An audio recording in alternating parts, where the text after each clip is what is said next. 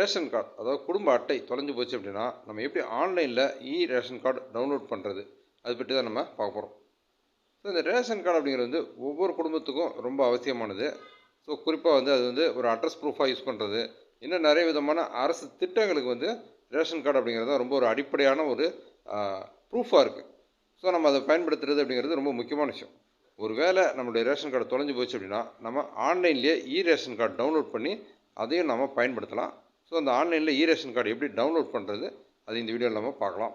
So full information தெரிஞ்சுக்க வீடியோவை skip பண்ணாமல் பாருங்கள்.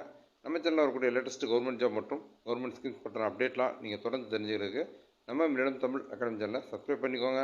இந்த வீடியோவை உங்கள் நண்பர்களுக்கும் ஷேர் பண்ணுங்கள், அவர்களுக்கும் இது பயனுள்ளதாக இருக்கும். ஸோ நீங்கள் வந்து அந்த பதிவு அந்த ஆப்ஷனை கிளிக் பண்ணிங்க அப்படின்னா உங்களுக்கு வந்து இந்த பேஜ் ஓப்பன் ஆகும். இதில் பார்த்தீங்க அப்படின்னா என் விவரம் அப்படின்னு அந்த பேஜ் தான் இருக்கும்.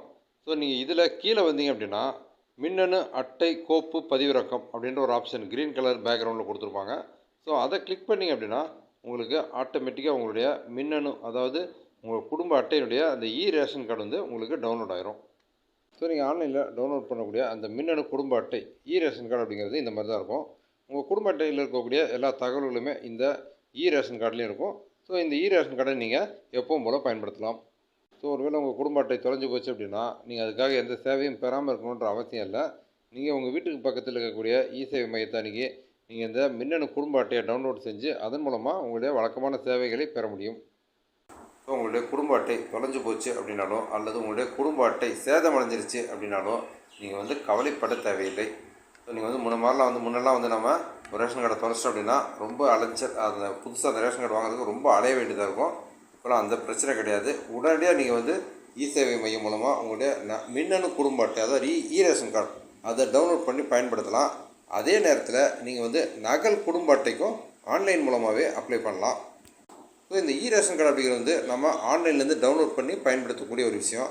ஆனால் நகல் குடும்ப அட்டை அப்படிங்கிறது ஒரிஜினலாக நமக்கு வந்து எப்படி குடும்ப அட்டை வழங்கப்பட்டதோ அதாவது உணவுப் பொருள் நுகர்வோர் வாணிப கழகம் எப்படி நமக்கு ஒரிஜினலாக ஒரு ரேஷன் கார்டு கொடுத்தாங்களோ அதே குடும்ப அட்டையை மீண்டும் வந்து நமக்கு வழங்குவாங்க.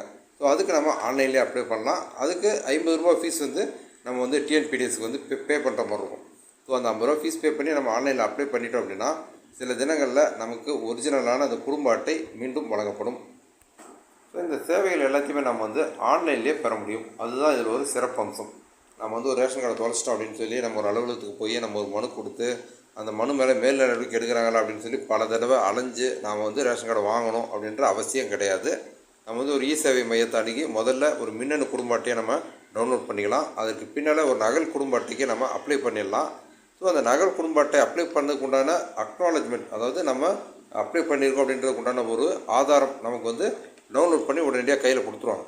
ஸோ அதை நம்ம கையில் வச்சுக்கிட்டு சில தினங்கள் அதாவது ஒரு வாரங்கள் நம்ம வந்து வெயிட் பண்ணி பார்க்கலாம். அதுக்குள்ளே நமக்கான அந்த குடும்ப அட்டை நமக்கு வராத பட்சத்தில் மண்டல அலுவலகத்தை அணுகி என்னுடைய விண்ணப்பத்தினுடைய நிலை என்ன அப்படின்னு கேட்டிங்கன்னா உங்களுக்கு அதுக்குரிய பதில் வந்து கண்டிப்பாக கிடைக்கும். நீங்கள் அப்ளை பண்ணதுக்கு உண்டான ப்ரூஃப் உங்கள் கையில் இருக்கும். ஸோ அதன் அடிப்படையில் நீங்கள் கேட்டு தெரிஞ்சுக்கலாம். இது வந்து அதாவது பெரும்பாலான சமயங்களில் நீங்கள் அப்ளை பண்ணி அந்த குறிப்பிட்ட தினங்களுக்குள்ளே உங்களுக்கான அந்த குடும்ப அட்டை அப்படிங்கிறது நிச்சயமாக வந்து சேர்ந்துடும். அப்படி ஏதாவது விதிவிலக்காக சில சமயங்களில் வரலை அப்படின்னா மட்டும்தான் நீங்கள் வந்து அலுவலகங்களுக்கு நேரடியாக போகிற மாதிரி இருக்கும்.